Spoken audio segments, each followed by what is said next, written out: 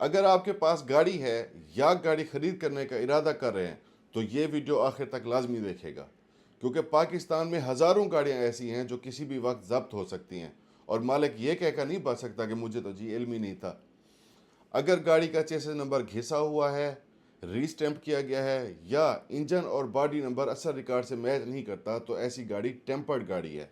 پھر چاہے وہ فائل میں ہو، رجسٹرڈ ہو یا برسوں سے زیر استعمال ہو، قانون اسے غیر قانونی ہی سمجھتا ہے اور ایسی گاڑی کسی بھی وقت ضبط ہو سکتی ہے